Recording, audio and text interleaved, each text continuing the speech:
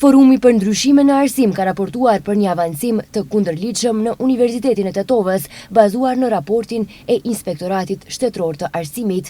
Ata raportojnë se bashkëshortja e kryetarit të Senatit të Universitetit të Tetovës ka arritur që të avancohet në tituj akademik në kundërshtim të më shumë se 15 dispozitave ligjore dhe statutare. FNA-ja thot se këtë e ka mundësuar Këshilli Shkencor i Fakultetit të Mjekësisë, Senati i Universitetit dhe Komisioni Recenzues. Blendi Hodai tha se shkeljet janë të shumta, andaj i përmendi në rrjedhë kronologjike. Forumi për ndryshime në arsim kërkon që Universiteti i Tetovës menjëherë të anulojë thirrjen e fundit akademike, ndërsa pas kësaj Inspektorati i Arsimit të hulumtojë nëse ajo i plotson kushtet për titullin profesor inordinar. Bashkëshorti i saj të shkarkohet nga posti i kryetarit të Senatit, derisa ky rast të merr epilog përfundimtar. Kërkojmë që rektori aktual i Universitetit të Tetovës, Jusuf Zeneli, të thirrë mendjes dhe të bashkëpunojë me organet inspektuese, pasi informatat tona thonë që ai ka refuzuar të nënshkruajë proces verbalin për inspektimin e kryer.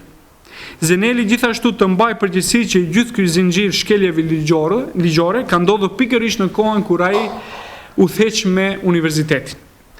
Këtu nuk kemi më të bëjmë me një rast individual, por me një skem mirë të organizuar.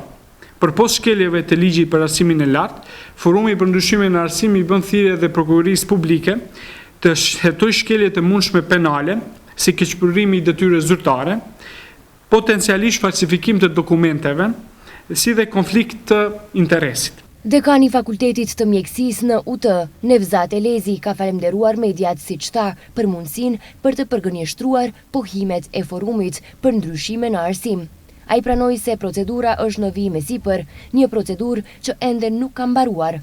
Elezi thot se kanë patur një inspektim të jashtëzakonshëm në ditën, 1 orë para se të mbahet mbledhja për sjelljen e vendimit për rizgjedhjen e kandidates në Fakultetin e Mjekësisë. Unë që them se deri në atë moment, ne vazhdojmë me mbledhjen, u soll vendimi dhe se a ka pasur ingerenca dekani për sjellje të një vendimit për hapje të konkursit, janë të qarta ligji dhe statuti i Universitetit të Tetovës, ku thirret ingerencat e dekanit për një vendim të asaj.